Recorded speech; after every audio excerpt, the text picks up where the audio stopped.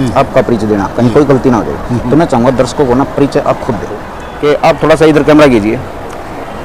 आसपास के राज्य के भी, दिल्ली हरियाणा को भी छोड़ के और राज्य के भी आदमी यहाँ पे आए हुए हैं, गैदरिंग बहुत है। तो कुछ बताओगे कि आपके सिस्टम से, आपके समूह से, आपके सत्संग से कोई भगत नया जुड़ना चाहता है जी अनजान है अभी, जी। तो उसको दो चार सरल तरीके बताओगे कि किस तरीके से आपके से सत्संग से जुड़ सकते होता है। लेकिन दुनियादारी के लोग तो हर प्रकार के सुख चाहते हैं। कोई रोग की निवृत्ति चाहता है, कोई नौकरी पेशा चाहता है, कोई धंधा व्यवसाय चाहता है, कोई आप देखते आए होंगे इतनी गैदरिंग है, आपको कोई भी आदमी सिगरेट पीता, पान चबाता नहीं मिलेगा।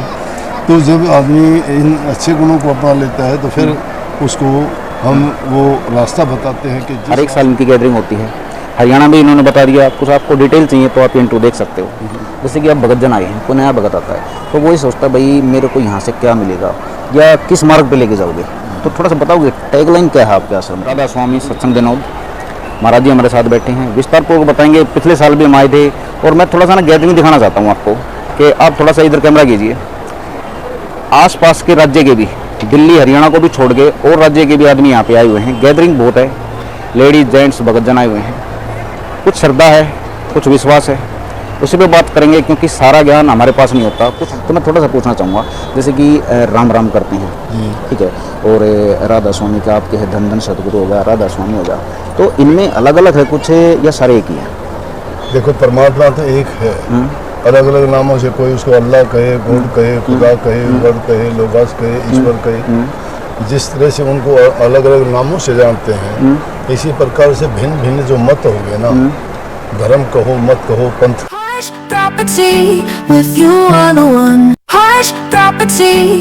कोई कबीर पंथी कहलाते हैं, नानक साहब के सिख कहलाते हैं, दादू पंथी कहलाते हैं, दादू साहब के गरीबदास के गरीबदासी कहलाते हैं। तो इसी प्रकार से राधा स्वामी भी मत है, इसमें हम राधा स्वामी कहते हैं।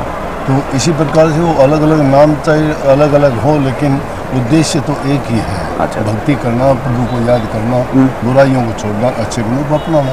जी। आपका परिचय देना, कहीं कोई गलती ना हो जाए। तो मैं चाहूँगा दर्शकों को ना परिचय आप खुद दें। वैसे तो नाम तो मेरा बचपन से कंवर सिंह था, लेकिन गुरु की शरण में आने के बाद में सेवक कहो, गुरु जी मुझे मास्टर के नाम से पुकारते थे। गुरु गद्दी पे आने के बाद में मुझे कंवर साहिब कहने लगे। संतों को जैसे संत परम संत कहते हैं, ये दर्जे होते हैं। अच्छा।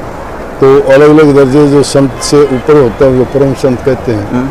तो इसी प्रकार से नाम के आगे लगा देते हैं परम संत, कोई हजूर कहता है, कोई संत कहता है, और फिर नाम लेते हैं। तो जैसे मेरा नाम से इस तरह से जाने जाते हैं कि परम संत हजूर कंवर साहिब जी महाराज दिनोद वाले। अच्छा। दिनोद डिस्ट्रिक्ट भिवानी जिला है, भिवानी हरियाणा में पड़ता है। राधा स्वामी नाम से जाना जाता है। अच्छा सर, एक बात बताइए मेरे को, मैं थोड़ा सा ना अब आ जाता हूँ आपकी कार्य प्रणाली पर कि जैसे कि हर एक है ना, हर एक समूह का, हर एक ग्रुप की एक टैगलाइन होती है कि भाई हमको जैसे टीम बनाते हैं या ग्रुप बनाते हैं, आपको तो इतनी बड़ी गैदरिंग है, इतना बड़ा ग्रुप है, तो टैगलाइन होती है कि भाई हमको यहाँ से शुरू करना है और यहाँ पे पहुँचना है। जैसे कि आप भगत जन आए हैं, कोई नया भगत आता है तो वही सोचता है भाई मेरे को यहाँ से क्या मिलेगा या किस मार्ग पे लेके जाओगे। तो थोड़ा सा बताओगे टैगलाइन क्या है आपके आश्रम की? शुरुआत तो इसी चीज़ से होती है कि इंसान जैसी संगति करता है उसमें दुर्गुण आ जाते हैं। समाज में रहते हुए अनेक प्रकार की बुराइयां भी आ जाती हैं, जैसे झूठ है, बेईमानी है, या स्वभाव का थोड़ा गुस्सा, क्रोध, ये चीज़ें आ जाती हैं, या आदमी में काम, क्रोध, लोभ, मोह, इस तरह की चीज़ें हैं। दूसरे आदमियों पर ठीक ढंग से बर्ताव नहीं करना। तो इन शुरुआत तो ये होती है कि इंसान पहले उन बुराइयों को त्यागे।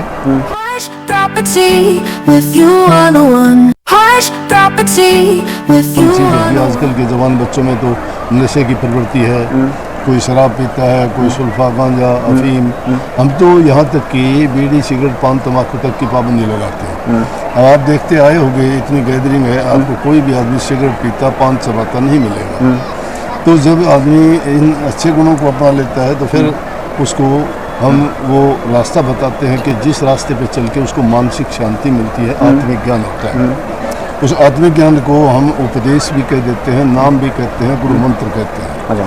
तो उसका आखिरी ठिकाना, मंजिल या उद्देश्य जीवन का ये रह जाता है कि मैं इस जीवन को रहते हुए सुख से, आराम से भोगूं, प्रेम से रहूं, किसी प्रकार का किसी से कोई मन मुटाव झगड़ा ना हो, मैं जीऊँ और जीने दे के रास्ते पे चलूँ और उसके साथ साथ भक्ति करके अपने जीवन को सफल बनाऊँ। अच्छा गुरुजी, जैसे कि भक्तजन है तो आपसे या आपके इस समूह से जुड़ना चाहते हैं, आपके सत्संग से, तो कुछ आप मेरे को बिल्कुल सरल तरीके बताओगे। जैसे हरियाणा से आपने बता दिया भाई भिवानी में आपका, यहाँ पे घेवरा है, ठीक है, तो कुछ बताओगे कि आपके सिस्टम से, आपके समूह से, आपके सत्संग से कोई भगत नया जुड़ना चाहता है जी अनजान है भी, जी। तो उसको 2-4 सरल तरीके बताओगे कि किस तरीके से आपके इसे सत्संग से जुड़ सकते हैं।